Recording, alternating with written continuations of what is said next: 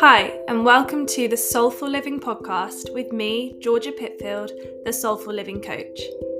This podcast is dedicated to reclaiming our true identities and rediscovering who we were before the world got in the way. Join me each week as we journey together to strip back the layers of societal conditioning, reconnect with our soul, and come home to the self. Hi everyone, and welcome back to episode 8 of Soulful Living with me, Georgia Pitfield. This week, I'm joined by Felicity Weston, spiritual teacher and founder of Ancestral Healing School.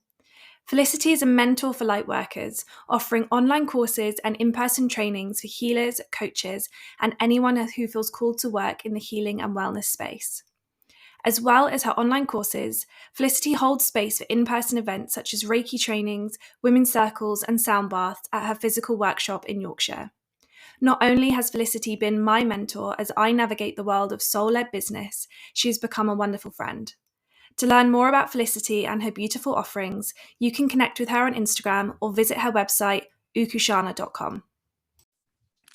Yay, I'm so excited. I'm actually so happy to have you on. Obviously, you've been such an amazing mentor over the past 3 months. I feel like I've actually known you like for a lifetime now after spending 3 months seeing you like multiple times a week. But yeah, the knowledge that I've gained from being on your course and just the connections that we've made and with all the other women was just so special and precious. And I just knew I had to get you on to share your beautiful wisdom.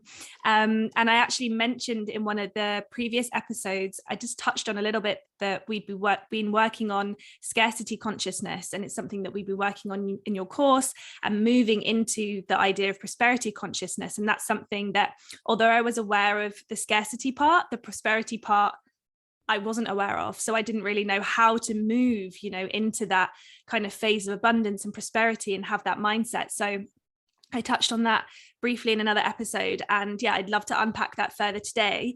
But to start with, I'd love for you to just share a little bit about your story. So I know obviously you're the founder of Ukushana, which is your healing school, but I'd love for you to just give a bit of an introduction into how you got there. How was that idea birthed, and you're a little bit about your background and how you got to where you are today. Okay, amazing. Firstly, thank you so much for welcoming me onto your podcast. Yay. It feels so good to do this with you. And thank you for your kind words. They mean the world to me.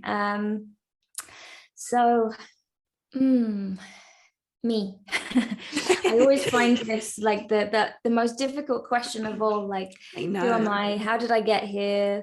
Like, what is Ukushana? And so, Ukushana, I founded Ukushana in 2016, and I guess it slowly developed into a healing school. To begin with, my vision was this community of healers, of light workers working together, collaborating and creating a beautiful community to share gifts with the world and support collective awakening and the healing of humanity. So that was my vision. And before that, I had been in deep immersive trainings for many years. And that began with Reiki, which is a form of energy healing. And I don't even know really who first told me about Reiki, where it came from. It was like, sounds really almost silly, but it was like it found me, and I kind of like came around in this room and I was learning Reiki. It was like I woke up there somehow. And even though it was so out of my comfort zone, I felt home. I was like, this is where I meant to be. I guess that has just become more and more prominent, that feeling of this is home. This is where I'm meant to be. This is what I'm meant to be doing. And so it's, very, very slowly evolved into what it is today. Along the way, I've been through, quite a lot of healing myself. And of course, I still am on that journey. But more recently, I have been supporting other light workers and healers with a kind of mentoring and coaching. So what I found along the way is that fear and doubt would hold us back, hold us back from what we're here to do, our soul purpose. And of course, this is what your podcast is all about, finding your soul purpose and really aligning with it and leading with it. And I found that so often light workers stay in hiding. They're scared to shine, to share their light, and they struggle to trust their power, their medicine, their gifts. And so as I have grown and developed in my own healing and my own gifts, I felt ready to support others with that, because I've been through all of that. I felt the doubt, I felt the fear, I still feel that at times, but I've moved through it, and I never thought I'd be able to. And I think so many people are still in that, phase where they're like, I can't ever imagine, going on a podcast or speaking on IG or even telling my family that this is what I do, my friends that this is what I do and this is what I believe. It's so far from what has been normal for so long that it's deeply terrifying, to really step out and lead from that space of, this is me. Because, I guess once upon a time, we would have been very much persecuted for this way of thinking, this way of believing, and this way of living. So I feel my current mission is to support fellow light workers with what they're here to do. And of course, we've just journeyed together with Years of Light. It's been so amazing. Thank you for your devotion and your trust in me. It's been magic. And I can't wait to witness all of you grow and rise from this point. Really, it's amazing. So I've probably gone off on a tangent there, which I am the queen of tangents. No, it's good. We like tangents. You can always lead me back to the point and the question at any point. No, I love it. And it's just so special, and it's really wonderful that you feel your soul purpose is to give this space for other women who want to work as healers or coaches, anyone within the wellness space, because and this is something that I've been journeying with recently, that we feel embarrassed sometimes to share that part of us with others because in a past life or with our ancestors, they weren't able to share this, and so it really does carry down through ancestral, your DNA, ancestral healing. So it's just so beautiful that you're giving space for women to just be who they are, and I'd love to hear more about how you channeled this soul purpose, in the modern world. This isn't something that's typically thought of, as a career to go and do. You said Reiki kind of found you, but the idea of, founding Ukushana and having this, how did you navigate having these desires whilst you were still in kind of the masculine Western world? Because I know you mentioned that you used to, was it a master's in business and you used to make business plans, and it was all very, it sounds quite corporate. So how did you navigate this new soul purpose when you were still in that world? It's a great question. I think I'm still navigating that for sure. It becomes easier and easier as time goes on. And what I found is, the more I have accepted who I am and led from the soul, the more I attract people like me into my life. And therefore it doesn't feel as weird, it doesn't feel as scary and terrifying to be who I am and share what I do, because the people around me are doing the same. But of course, way back when at the beginning, it was very, very different. And I was choosy of who I would share with, exactly what I do. And I would choke on my words because I was so fearful of people judging me and not understanding me. which, yeah, is a scary thing, to be misunderstood and judged. And I think this is one of the wounds that really, is alive for a lot of light workers, this fear of judgment. But the way that I moved through was very much slowly. I kept one foot in my old life for a long time. You're right. I have a master's in international business. I worked as, I guess, a consultant of sorts for a while, and that was primarily researching and supporting entrepreneurs to write business plans and really get their business off the ground. But of course, this was very, very masculine approach. And at this point, I was already very much awakening and opening to my gifts.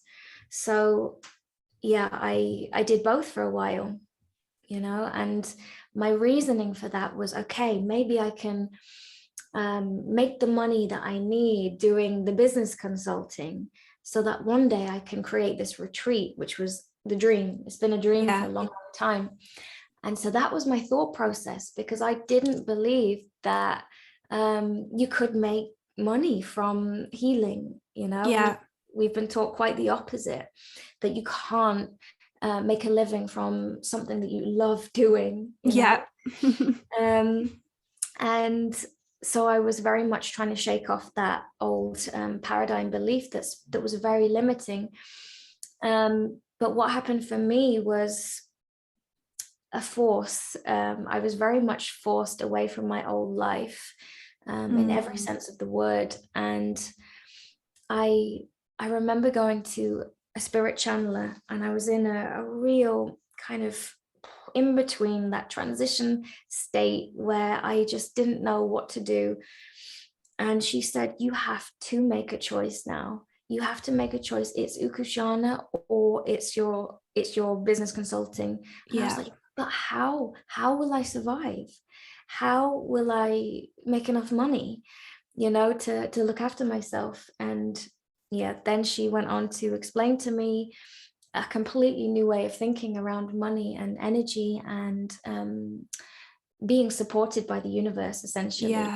The more that you follow your soul and you listen to your soul and you lead with your soul, you are supported. You will be supported. And of course, my left brain was very much like, okay. I'll believe it when I see it. So for a while, those words landed, they stayed with me, but I was resistant to really letting them in. But for whatever reason, I did take that leap. I said no to a new big project, and I decided to put everything into Ukushana. And at the very same time, I went through a massive loss of, in my head, was everything I'd been working towards. So a big investment that I made, I completely lost. Every penny. And so it took me to that space of, oh my goodness, I have nothing. And although it sounds horrendous, I'm like, oh my goodness, how did you not go back to consulting? It was also freeing. And I look back on it now as the best thing that ever happened to me, because if I had created my retreat with that money, it wouldn't have been nearly as beautiful as one day when I create that retreat. It's from the ground up, from this soul mission, my soul work, no help from the old paradigm, it's just true alignment. And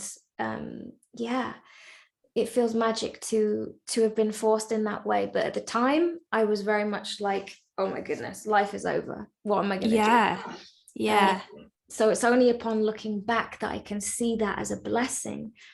And that has guided me in many, many other situations to trust, because I learned from that yes, you can trust.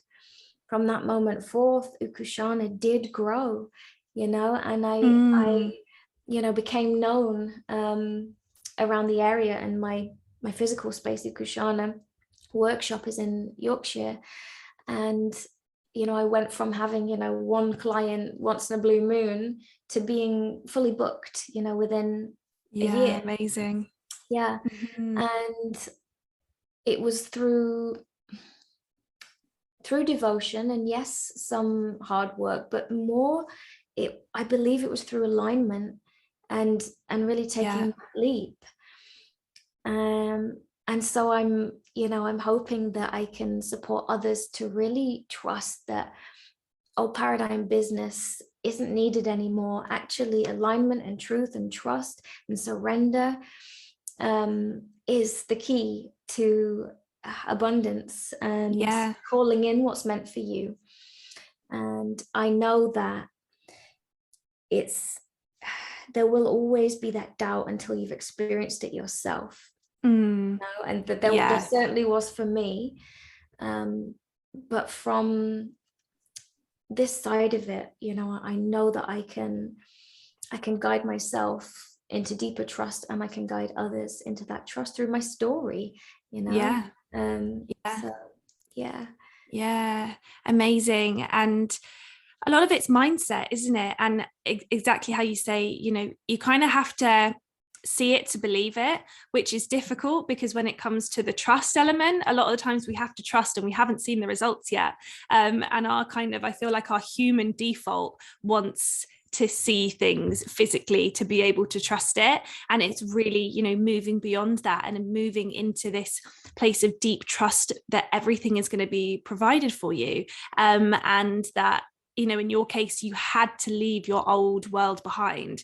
It wasn't going to work with one foot in and one foot in the other world. You had to jump and go for it. And I think that's what most people struggle with, because it's that safety, isn't it? That safety net, taking that leap from the world that you're currently in into the world that holds all of your dreams. The idea of, is it actually going to work out for me? It's so much easier to just play safe and stick with the salary that you have, stick with the current life. And it takes so much courage and trust to actually move into that. And I guess that brings us on really nicely to what I mentioned at the start with this whole concept of scarcity and prosperity consciousness.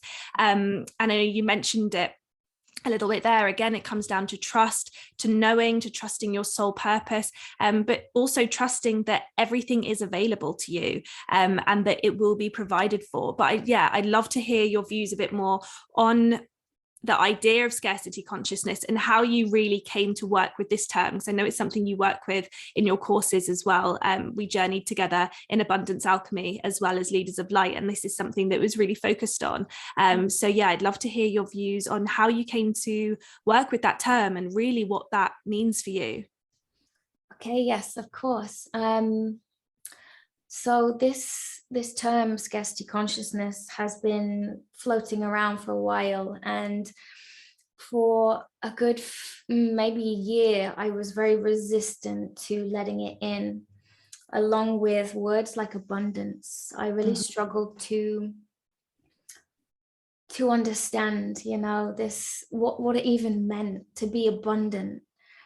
And I'm still very much working through the old paradigm beliefs and the difficulties in fully receiving that we are abundant in our very nature.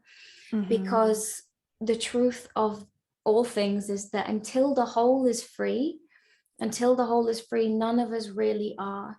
So even though I am teaching this this shift, this guidance from scarcity to prosperity consciousness, I know that collectively we have a long way to go. And the way that I have healed myself is to excavate what is there for me when I consider these terms: scarcity, abundance, money, lack.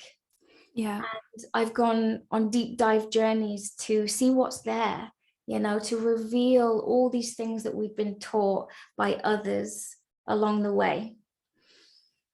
And really, we've been taught that we are all we are all taking from what is a finite cup, you know? Yeah. And so this leads us to believe that we're in competition with one another, you know, in some way. And gosh, it breaks my heart to really think that we've been living in that way. But I know that once upon a time, you know, our ancestors were very much living in survival mode. Yeah. You know, there was no room for pausing to appreciate the world around them because they were in survival. They were fighting for their lives at times and fighting for food, you know, food was scarce. And, you know, our ancestors never got the opportunity to heal those wounds deeply. And where there is no healing, those energies are essentially transmitted, they're transferred to the daughters, the sons. And they continue until somebody in that lineage chooses to heal, chooses to go into that stuff and go, okay, what is this, you know? And scarcity consciousness exists for people that have, you know, so much money and food around them and everything that they could ever want or need. And so it's not about what we have. It's a feeling, it's a deep misguided belief that we're in danger, you know, that we might run out, that there is a finite source to everything, that the universe isn't supporting us essentially, you know. So this term prosperity consciousness, you know, when I first heard it, I was like, oh, it must mean that that is like the most abundant version of me. But actually, it's a lot softer and simpler. You know, it's actually just believing that we're supported, that we're safe, and that there is enough to go around. And so much of the world around us makes it hard to really trust that. And so we do have a long journey ahead of us to do the healing that's needed for all of us, the entire world, the collective, to break free from that limiting belief. But I'm ready for it, you know, and I sat with many healers over the last few years. I went into courses around abundance and scarcity, and I went into the ick, I went into the discomfort to work through it. And I truly believe that the only way out is through. And so for anybody listening to this and wanting to break free, knowing that they are struggling with these things, just start somewhere. Just start with the ick, go into the discomfort and feel it. Because essentially that's what healing is. It's feeling what's there. And rather than trying to push it away or wish it wasn't there, letting it be there, letting it be present, allowing it to be there, and finding a deep understanding of why it is. And that leads us back to what I was just speaking about, the ancestral binds, the wounds of our ancestors that live on within us.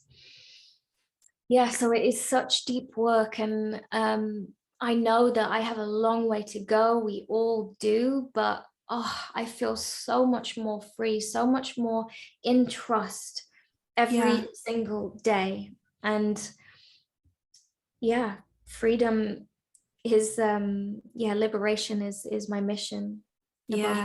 Along with love.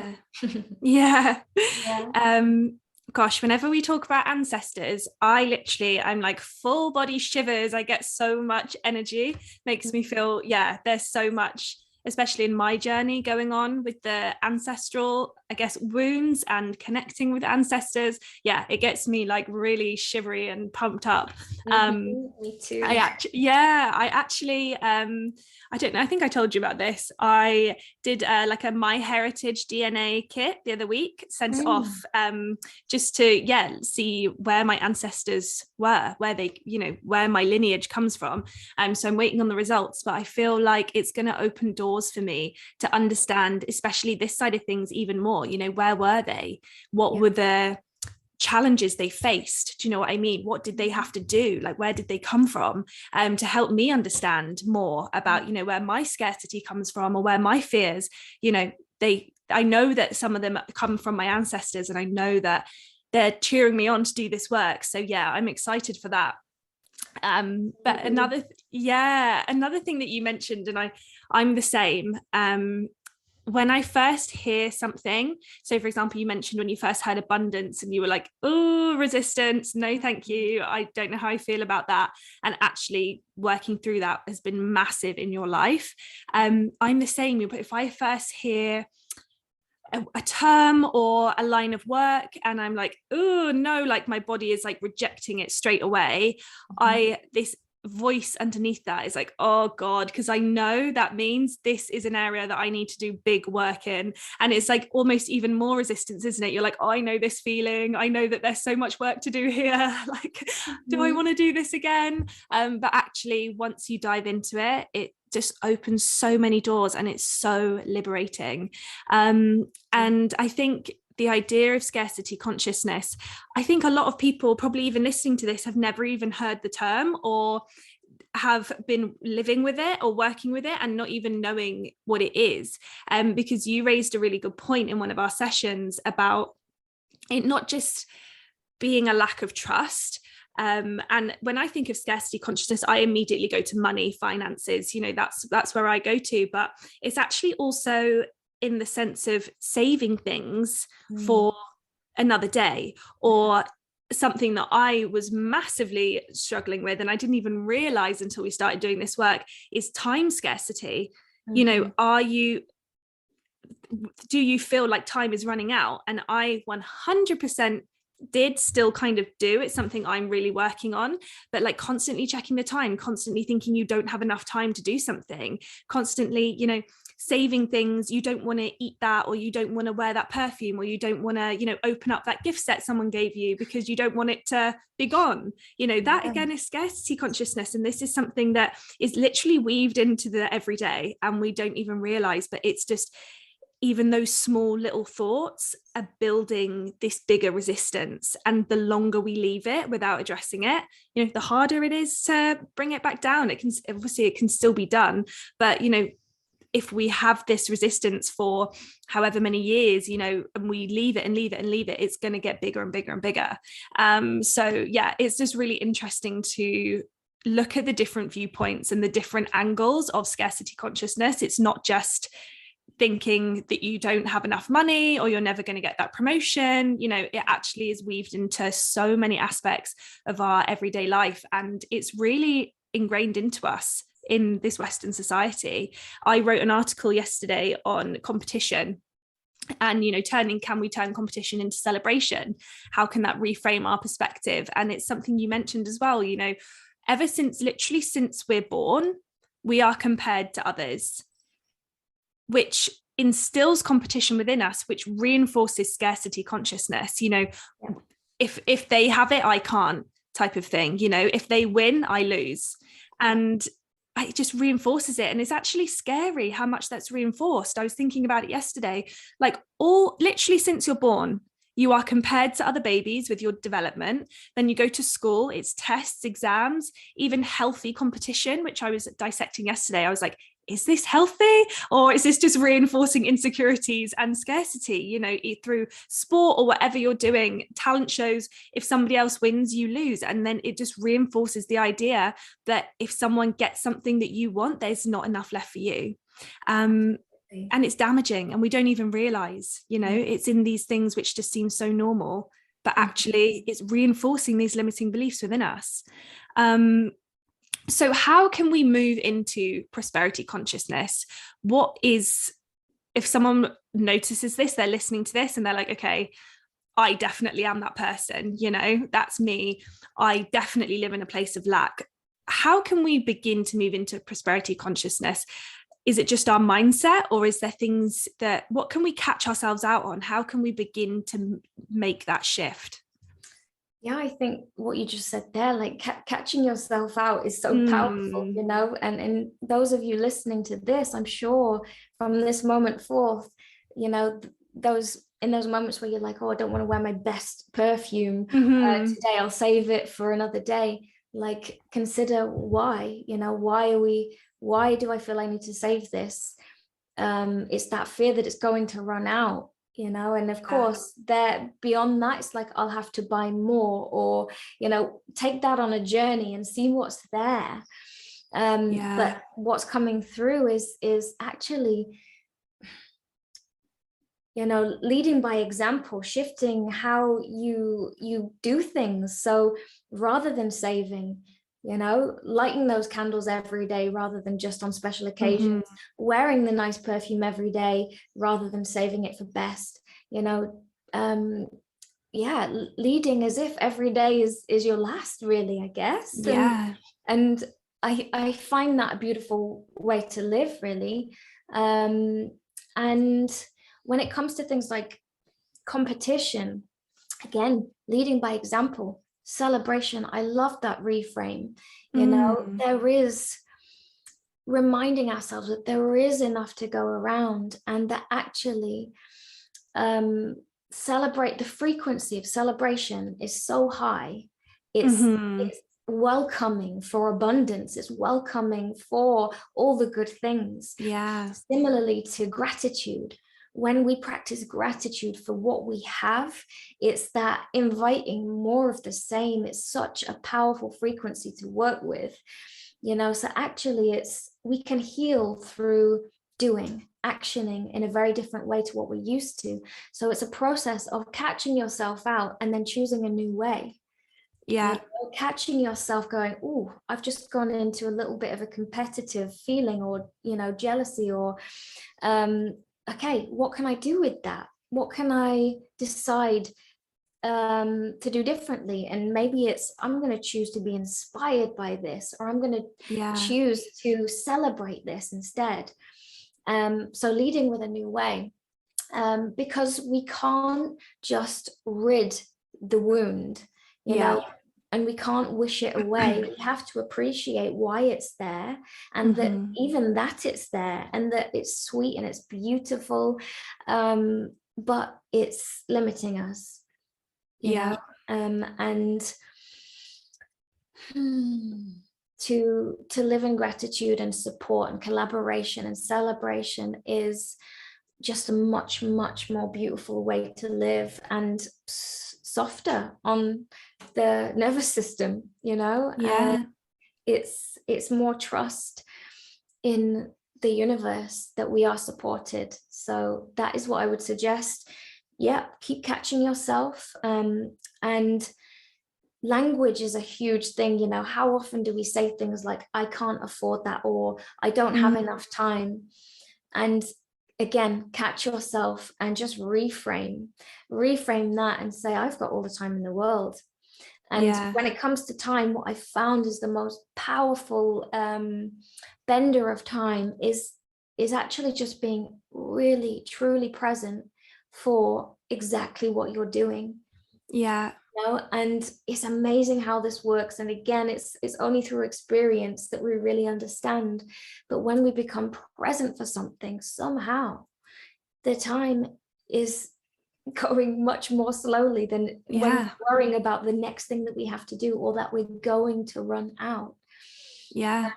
It's life-changing when we actually experience that, you know, because it's from that experience that deep trust is developed. So there is that process of catching yourself out, choosing a new way, and finding that actually, oh wow, this is something special, you know. And it just dismantles the old paradigm and supports a new way of living. So it's definitely a process for sure, that will always be on. I found myself recently, it's the really like little things that I seem to not want to run out. So an interesting one I've noticed, I did like a foraging day recently on my husband's birthday, and we went and scraped off some tree sap that I now use for for incense and burning, and it's so beautiful. And I came away with just a little like palmful, and for whatever reason I'm like, I don't want this to run out, even though I know I can go and scrape more off all the trees, but it also holds this like memory, as well, of something beautiful I did with my husband. But it's so interesting where these things show up, and actually, there's loads of that in all the trees, and we can go foraging every day if we want to. So, but I see that as really sweet, that I'm kind of like attached to that beautiful sap that I foraged. That's so nice. I know, I feel like I live in a house made out of timber. We have like sap comes through the wood panels, so I'm like, oh, can I take this now and make this into incense? Oh wow, I never even thought of that. That's so sweet. And I love that, like, what we all need to remember is our natural state is abundance. Our natural state as a soul is abundance. I'm currently reading Ask and It Is Given by Esther and Jerry Hicks. I don't know if you've read it or know of it, but it's all about that, remembering that as a soul being, it's all abundance, it's all light, it's all love, and there is no scarcity, there is no lack. The book's called Ask and It Is Given. Essentially, we do have that power, but from the minute we were born, it's about remembering. And along the way, society has taught us that we can't have everything. You hear the saying, you can't have it all. Like, these are just off the cuff sayings, but actually this is building a perspective that, we're not able to have everything we desire.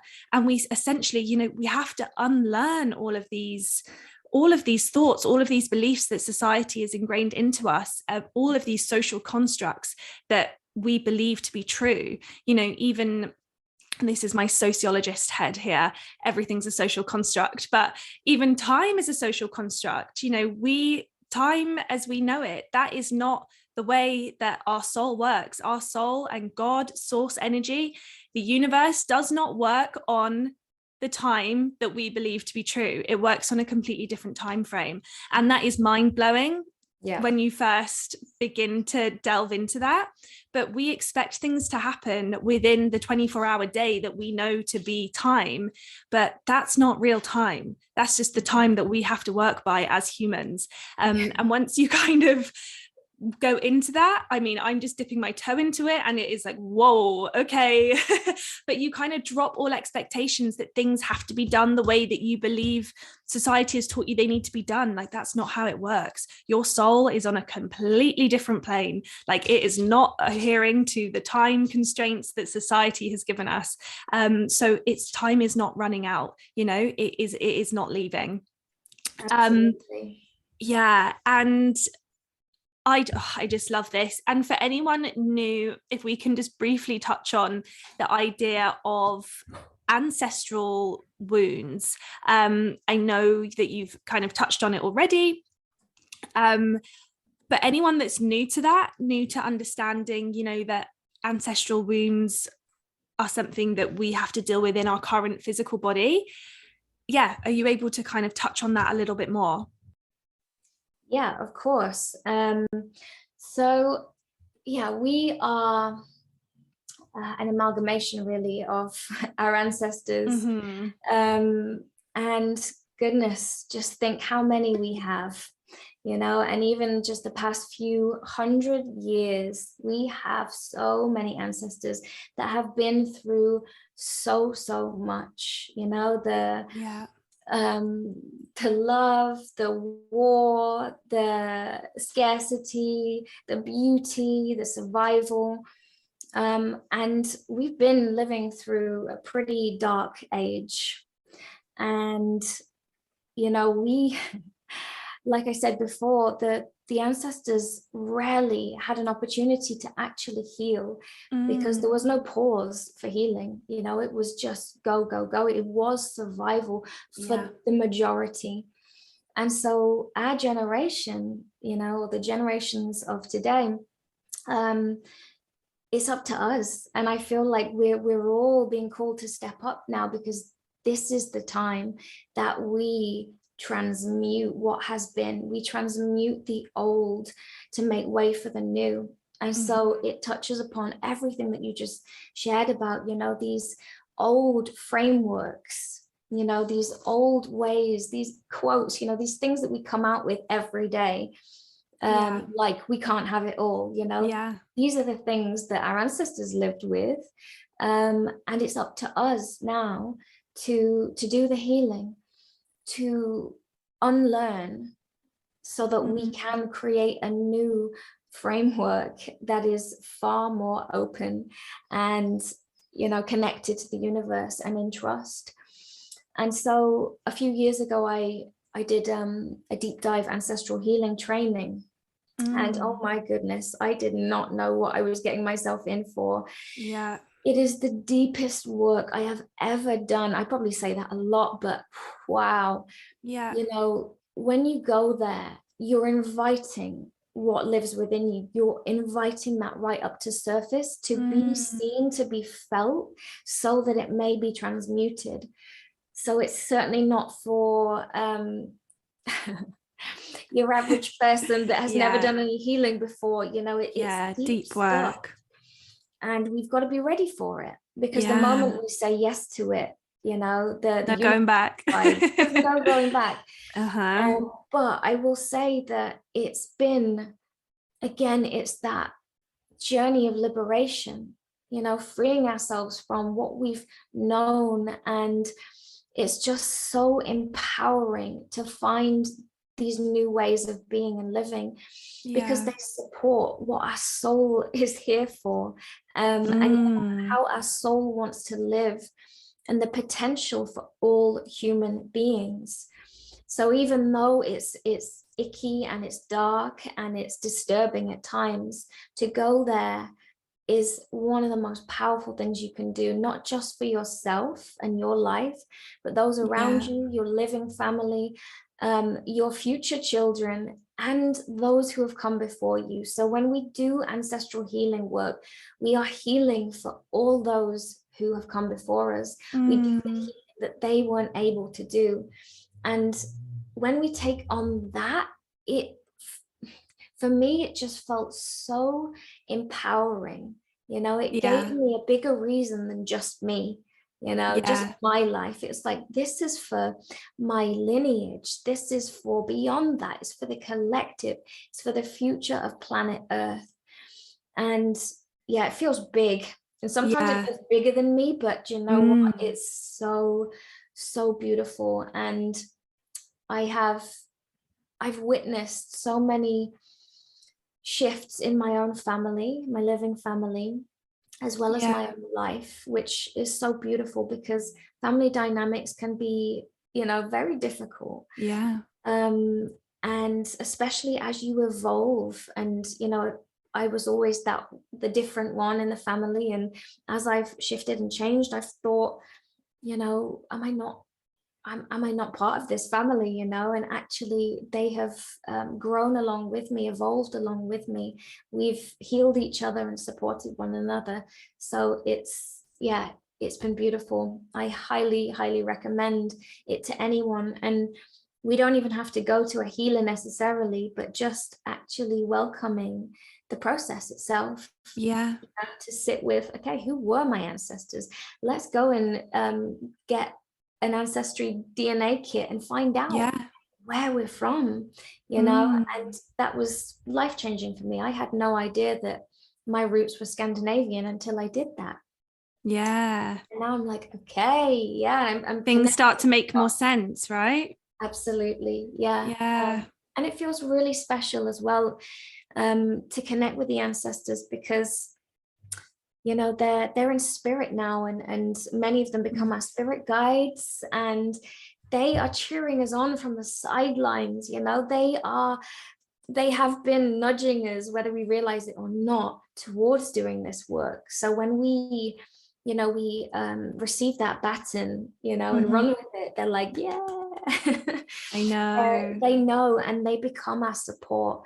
And whenever it feels too much, I just sit in my ritual and I connect with them, and I ask for the support that I need from the luminous ancestors, those that are now well and wanting to support us, with this journey, because I believe that the light workers on planet Earth right now, a big part of their mission is to support the healing of our lineages, so that we can move towards this new paradigm way of living that is, yes, liberated, free, sovereign, true, aligned, love, all these things that feel quite far from how the world is right now, but and yet they're becoming closer than ever, aren't they?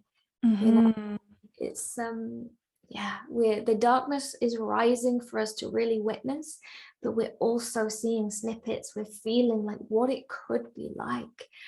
And so this process is just slowly dismantling the old, releasing that framework, excavating what's been there, and doing the healing and actioning a new way, the way of the soul, the way of the heart. It gives me shivers as well. It's so beautiful. It's so beautiful. And sometimes, when we talk about this, I feel such a sense of peace around me. Like, I feel like I don't really have any, like, I lose my words almost. I just feel, it makes me feel so calm and in trust. And even when you're talking there, like full body shivers, like so many times. And I guess what's so beautiful about this is it almost gives people a bit of a purpose as well. When you forget your why you're doing things, why do you want to seek help for certain things, or, why are you doing what you're doing? Bringing it back to the fact that by healing yourself, you are actually healing your future children, your children's children, you're healing your ancestors that never got the chance to, and remembering that, you actually have that power to do that. Like, you are so powerful. It is within you to do that, which is mind-blowing in itself, that we actually have the power to heal not only us, but our lineage to come and the lineage that went before us.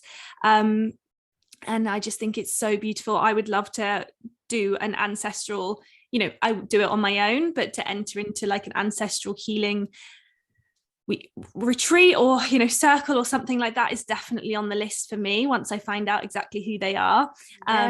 For me, I always come back to like the witch trials. Something happened there, whether it was in a past life for me or whether it was ancestors, something happened there. So that's a big thing for me, that I keep getting drawn back to those. It's almost like these memories of something that happened there. And I know and I personally have been very limited in my ability